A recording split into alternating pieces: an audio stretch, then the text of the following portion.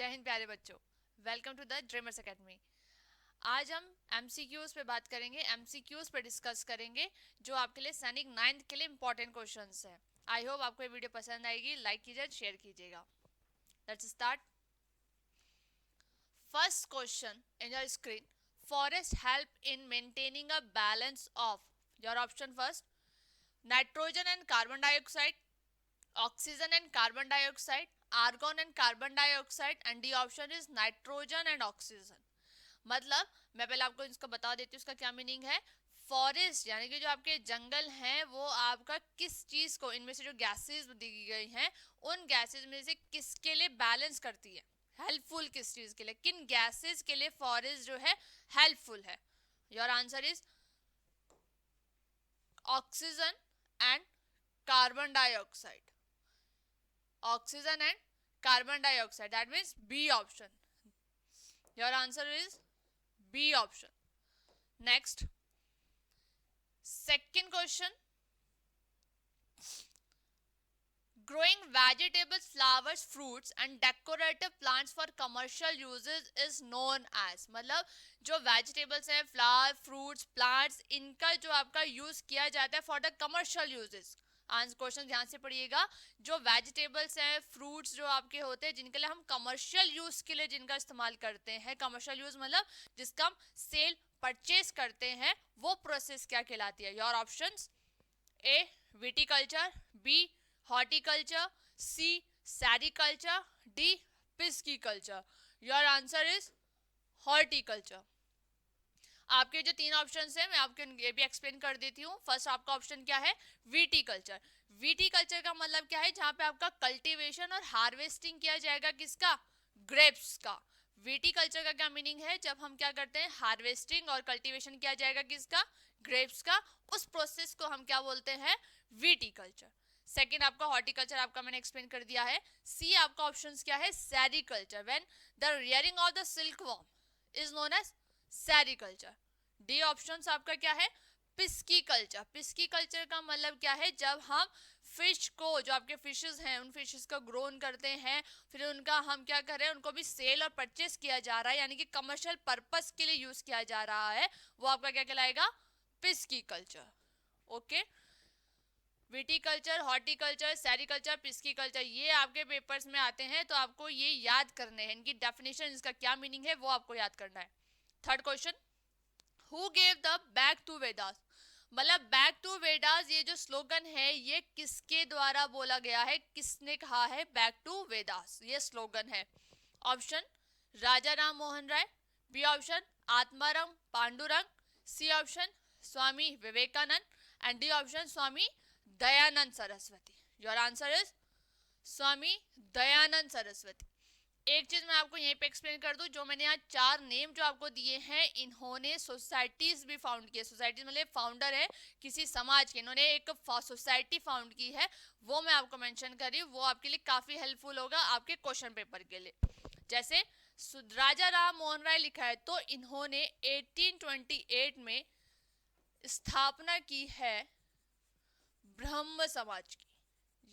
Okay, किस place में, कोलकाता। आत्मारंग पांडुरंग की बात करें तो आत्मारंग पांडुरंग ने जिसकी स्थापना की है वो आपकी की है 1867 में बॉम्बे। और किसकी स्थापना की है, प्रार्थना समाज, ये भी आपको याद करना है।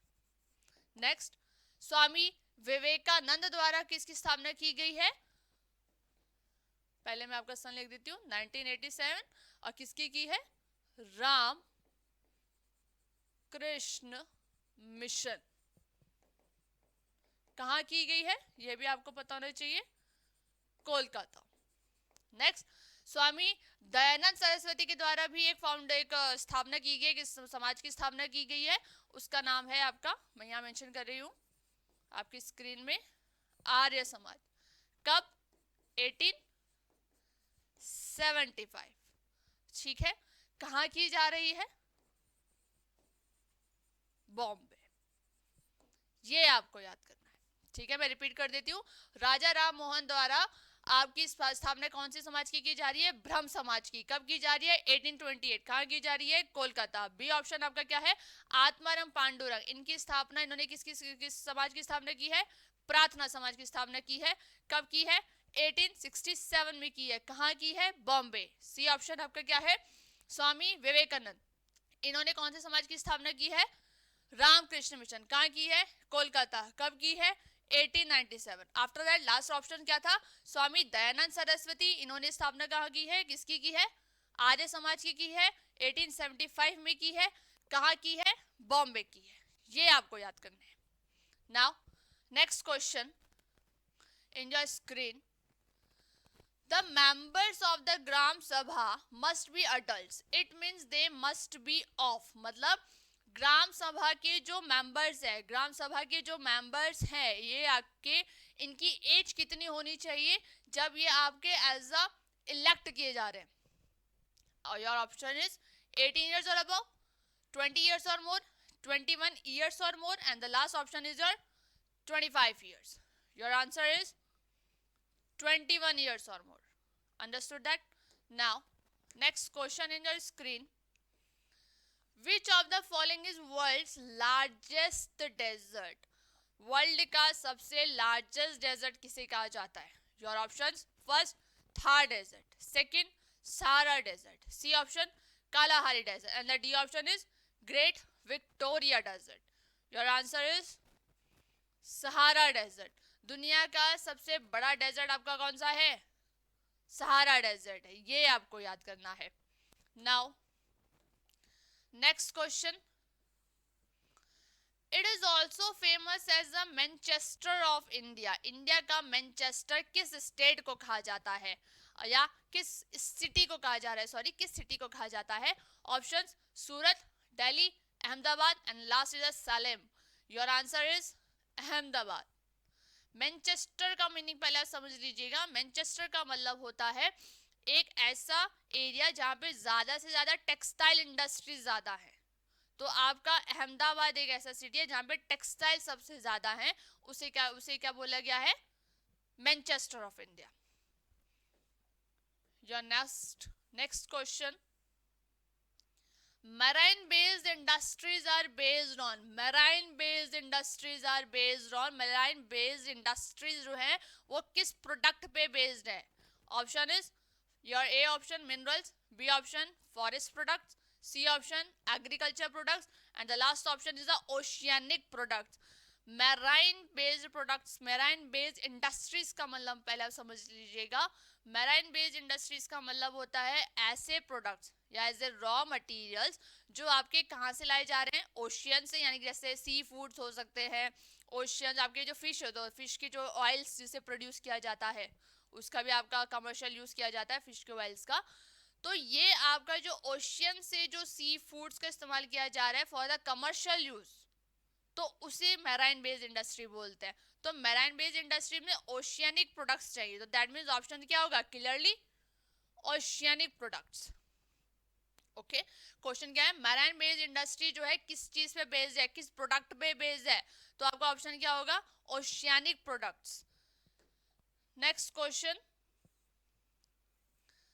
द जजेस of supreme court are appointed by. Supreme court, जो सुप्रीम कोर्ट के जजेस हैं उनको कौन अपॉइंट करता है? Your option is A option prime minister, B option state government, C option council minister of councils, and the last option is president.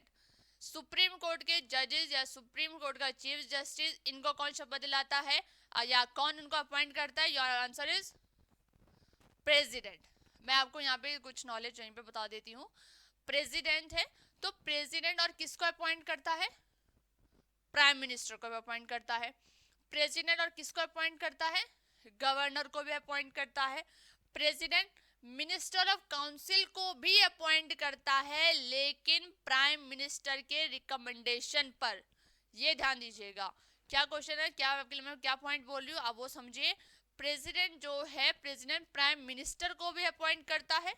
Prime minister president state governor को भी appoint करता है. प्रेसिडेंट मिनिस्टर ऑफ काउंसिल को भी appoint करता है, लेकिन किसके रिकमेंडेशंस पे? प्राइम मिनिस्टर के रिकमेंडेशन पे। ये भी आपको याद करना है। Next question in your screen, coal is an example of energy resources. Coal आपका कौन से एनर्जी का जो एनर्जी रिसोर्स है वो कौन सा एग्जाम्पल है? कोल आपका कौन सा एग्जाम्पल होगा, किस रिसोर्स का एग्जाम्पल है? Option renewable, B option non renewable, C option human made and the last is non ferrous. पहले आपको पता होना चाहिए कोल आपका एक मिनरल है जो आपका फॉसिल फ्यूल्स के अंतर्गत आता है, तो ये नॉन रिन्यूएबल होगा क्योंकि इसकी एक लिमिट होगी। नॉन रिन्यूएबल का मतलब होता है ऐसे रिसोर्सेज जो आपके लिए लॉन्ग पीरियड के लिए इस्तेमाल नहीं किए जा सकते। एक ऐसा टाइम आएगा जब ये एग्जॉस्ट हो जाएंगे, तो ये आपका किस में आएगा?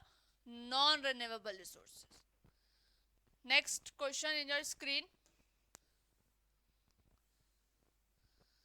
Razia Sultan ruled from in which year to 1240 AD. मतलब रजिया सुल्तान जो है उसने रूल किया है कितने साल से कितने साल तक? पहले बात रजिया सुल्तान में बता दूं, रजिया सुल्तान आपका स्लेव डायनेस्टी से बिलोंग करती है। मैं यहाँ पे मेंशन कर देती हूँ किस डायनेस्टी से बिलोंग कर रही है, क्वेश्चन आ सकता है, स्लेव डायनेस्टी। नेक्स्ट पॉइंट है, किसकी बेटी है, किसकी डॉटर है? Daughter of Iltutmish. ये भी आपको याद करना है, ठीक है। तो रजिया सुल्तान ने कितने साल से रूल किया है और कितने साल तक रूल किया है? 1240 तक रूल किया है। ऑप्शन 1235, 1236, 1232, 1231। Your answer is 1236। 1236 से लेके 1240 तक रूल करने वाली आपकी कौन है? रजिया सुल्तान। ये आपको याद करना है। Next question in your screen, the terms of each panchayat body is. जो पंचायती राज, क्योंकि आपको पता होना चाहिए हमारे गवर्नमेंट के ऑर्गन्स कितने होते हैं? 3, central government, state government and last is the local self government. तो लोकल सेल्फ गवर्नमेंट का टेन्योर कितना होता है? 5 इयर्स का। सेंट्रल गवर्नमेंट का भी टेन्योर कितना होता है? 5 इयर्स का। और स्टेट गवर्नमेंट का भी टेन्योर कितना होता है? 5 इयर्स का। ये आपको याद करना है। तो क्वेश्चन वही है कि the terms of the each panchayat body, panchayat body का टेन्योर, पंचायती सिस्टम यानी कि लोकल सेल्फ गवर्नमेंट का टेन्योर कितने का होता है, कितने साल का होता है? Option is on screen, 3 month, 6 month, 2 years या 5 years. Your answer is 5 years. Next question in your screen, the country that shares longest border with India. India के साथ जो नाइबर कंट्री है, इंडिया के साथ जो इंडिया की जो नाइबर्स कंट्री है उनमें से कौन सी नाइबर कंट्री है जो सबसे ज्यादा बॉर्डर लगाती है? योर आंसर, पहले कोई ऑप्शंस में आ जाते हैं, China, Nepal, Bangladesh and last option is Bhutan. Your answer is Bangladesh, ठीक है। अगर मैंने यहाँ पे लॉन्गेस्ट बॉर्डर लिखा है तो शॉर्टेस्ट बॉर्डर भी होगा। इंडिया के साथ अगर कोई है जो हमारा नाइबर कंट्री है, अगर सबसे ज्यादा बॉर्डर लगा रहा है कोई neighbour country, that means Bangladesh, तो शॉर्टेज बॉर्डर भी कोई लगा रहा होगा कोई नाइबर कंट्री जो हमारे साथ है। तो मैं यहाँ पे आपको मेंशन कर देती हूँ, जो सबसे कम बॉर्डर लगा रहा है हमारे इंडिया के साथ, shortage border with India, your answer is Afghanistan.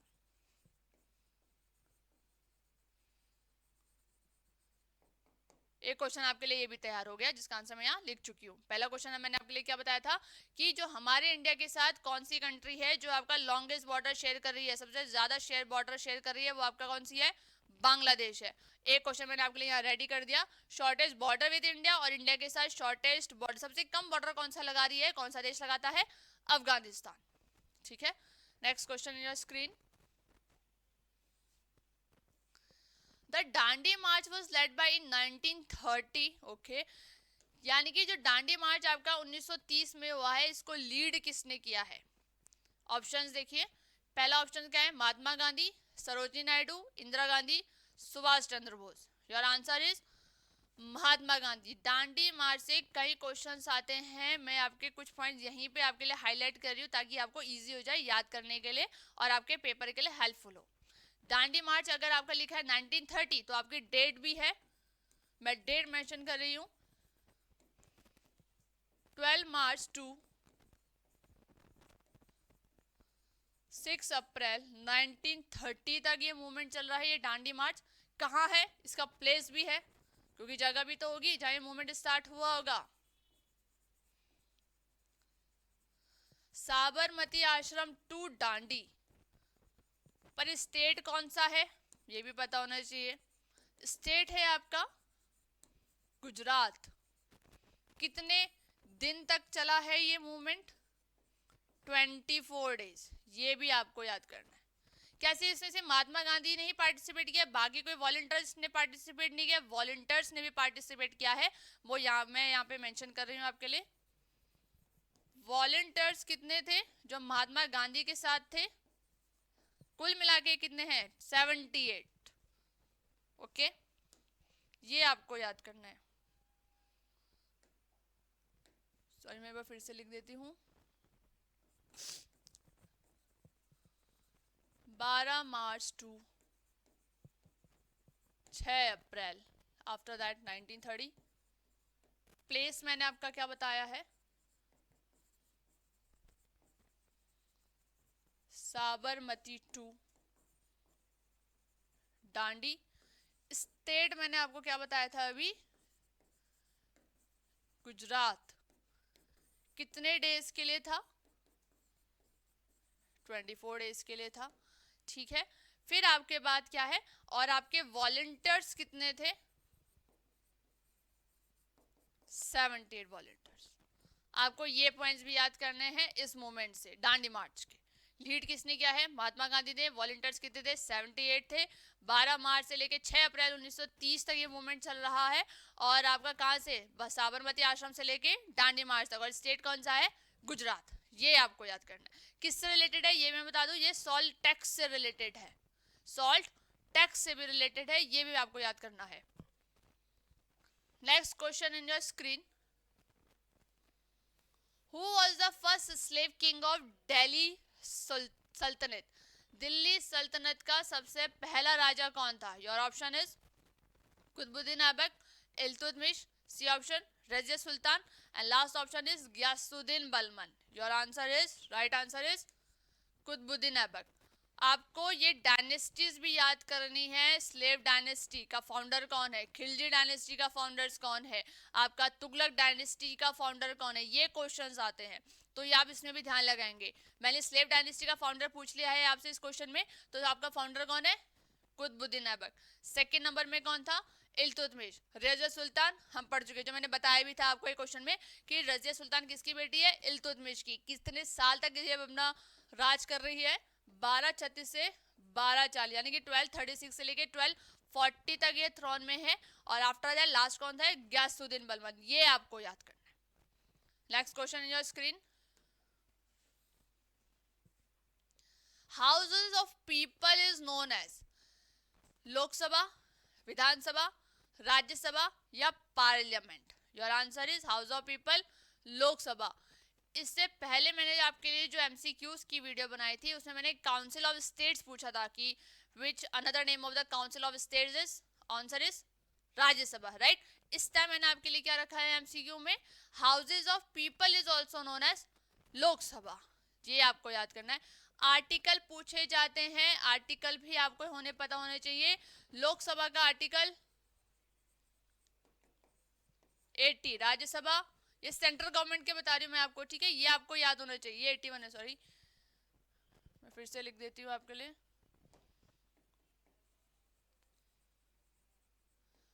Article 81 Rajya Sabha, article 80 parliament, article 79, ये आपको याद करना है। आर्टिकल्स पूछे जाते हैं, ये आर्टिकल्स आपको याद करने हैं। लोकसभा का आर्टिकल 81, राज्यसभा का आर्टिकल 80, पार्लियामेंट का article 79। Next question your screen. Agriculture कौन सी एक्टिविटी है? ऑप्शंस में primary activity, second option secondary activity, third option tertiary activity, and last option is none of this. पहले आप ये चीज समझ लीजिए, प्राइमरी एक्टिविटी किसे कहेंगे? प्राइमरी एक्टिविटी बोला जाता है जब आपके रॉ मटेरियल्स जो आपके प्रोड्यूस हो रहे हैं वो आपके किस में आते हैं? प्राइमरी एक्टिविटी में। सेकेंड, वही रॉ मटेरियल आपका जब मैन्युफैक्चर हो रहा है फाइनल गुड्स में, यानी कि इंडस्ट्रीज में होगा, तो वो आपका किस में आएगा? सेकेंडरी टर्शियरी, सेकेंडरी एक्टिविटी में। और जब वही आपका फाइनल प्रोडक्ट जब आपका तैयार हो रहा है तो उसको सेल किया जाएगा, सेल परचेस की जो एक्टिविटी है वो आपका कहाँ होगा? टर्शियरी एक्टिविटीज में। तो एग्रीकल्चर में क्या हो रहा है आपका? कौन से प्रोडक्ट्स यूज होते हैं? कौन से प्रोडक्ट आपके ग्रो हो रहे हैं? Raw materials. तो आपका एग्रीकल्चर कौन सी एक्टिविटी में आ रहा है? Primary activity. मैं एक बार फिर से बता देती हूँ, प्राइमरी एक्टिविटीज का मतलब होता है जब आपके रॉ मटेरियल्स प्रोड्यूस हो रहे हैं किसी भी फील्ड में, किसी भी सेक्टर में, वो आपका प्राइमरी एक्टिविटी है। अब वही रॉ मटेरियल जब आपका मैन्युफैक्चर हो रहा है फाइनल प्रोडक्ट्स में, तो वो आपका क्या है? Secondary activity. और वही फाइनल प्रोडक्ट जब आपका सेल या परचेज होगा तो वो आपका क्या कहलाएगा? Tertiary sector. तो एग्रीकल्चर किस में आएगा? प्राइमरी एक्टिविटी, क्योंकि एग्रीकल्चर में आपका क्या है? एग्रीकल्चर में आपके रॉ मटेरियल प्रोड्यूस हो रहे हैं। क्लियर है? Now next question in your screen.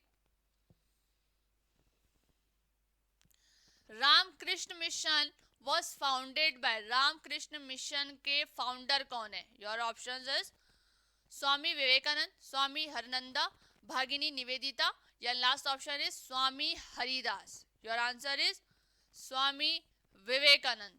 आपको स्वामी विवेकानंद के कुछ और पॉइंट्स याद करने जो आपके मैं मेंशन कर रही हूँ आपके स्क्रीन में। स्वामी विवेकानंद का रियल नेम भी आपको याद करना है, नरेंद्र नाथ दत्त। क्वेश्चन पेपर में पूछा जा सकता है, आपको ये याद करना है, ठीक है? इंपॉर्टेंट है। रामकृष्ण मिशन की स्थापना आपकी कब हो रही है? रामकृष्ण मिशन की स्थापना आपकी हो रही है 1897। कहाँ हो रही है? कोलकाता। ये भी आपको याद करना है। Next question your screen. EVM, EVM की फुल फॉर्म क्या है? फुल फॉर्म्स पूछी जाती है ईवीएम की, तो आप ध्यान से पढ़िएगा। क्या है option? Electronic voting machine, election voting machine, equal vote measures, and last option is none of this. Your answer is electronic voting machine. Next question. Next question. The laws against child labor was implemented in, यानी कि question ध्यान से पढ़िएगा, child labour से related, child labour से related जो आपके implement बनाए गए हैं, मतलब बच्चों को किसी, चाइल्ड लेबर का पहले मीनिंग समझिए। चाइल्ड लेबर का मीनिंग है जब आपका किसी भी फैक्ट्री में या कहीं भी आपका बच्चों से काम कराया जाता है, उसके रिगार्डिंग में आपका इम्प्लीमेंट बनाया गया कि ताकि चाइल्ड लेबर ना हो। तो किस सन में हुआ है implement? 2001, 2003, 2005, and the last option is 1986। Your answer is 1986. Next question in your screen. What is the term used for a 10 years old child working in a factory?